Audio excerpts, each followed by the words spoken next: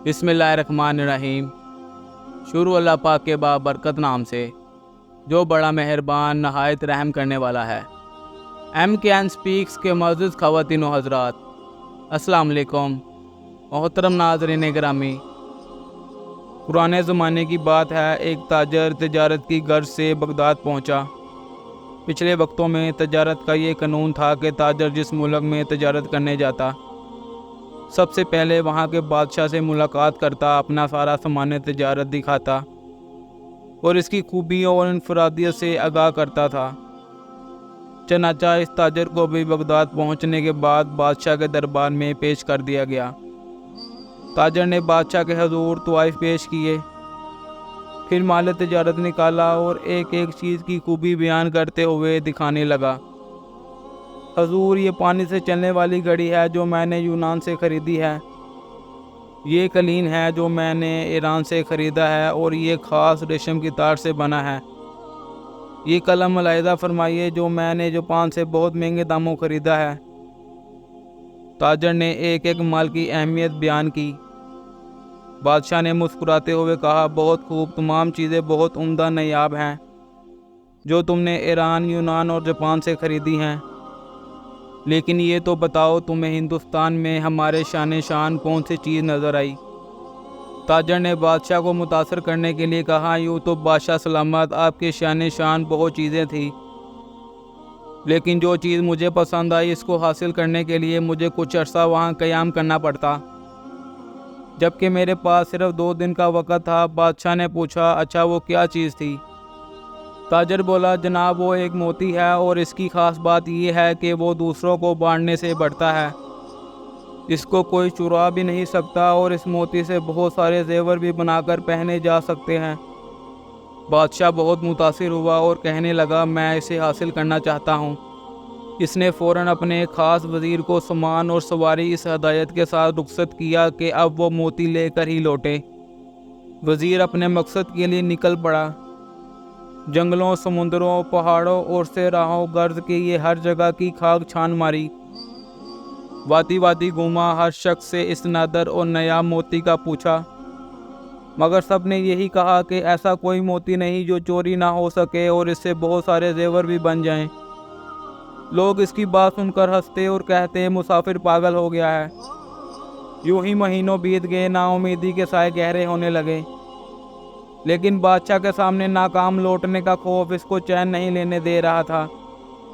वज़ीर ने हर मुमकिन कोशिश कर ली कि ऐसा मोती मिल जाए, लेकिन ये ना मिल सका।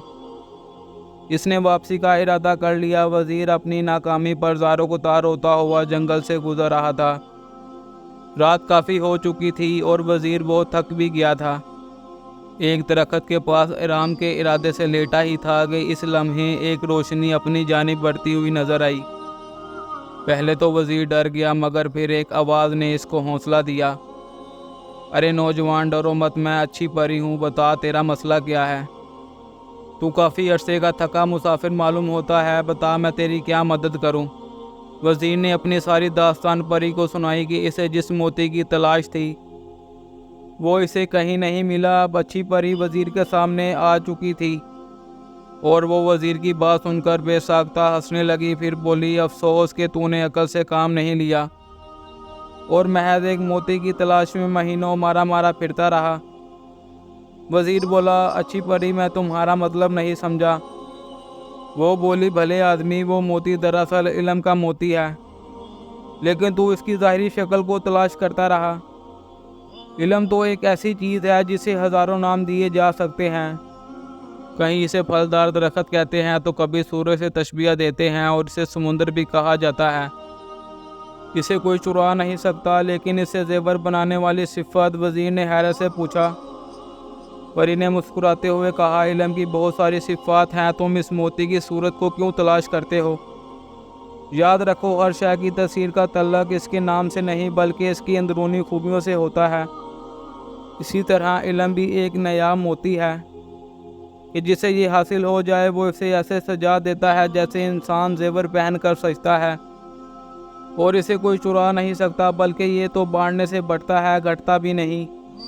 वज़ीर बड़े गौर से परी की बात सुन रहा था और बिलाकर इसकी बात का कायल हो गया।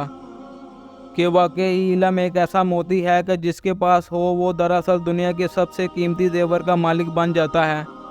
वज़ीर ने परी का शुक्रिया अदा किया, जिसके बाद अच्छी परी वहाँ से गायब हो गई। अब वज़ीर बहुत खुश था और अपनी कामयाबी के गीत गाता हुआ अपने मुल्क रवाना हुआ। वहाँ पहुँचकर इसने बादशाह को इल्म के मोती के बारे में बताया और समझाया।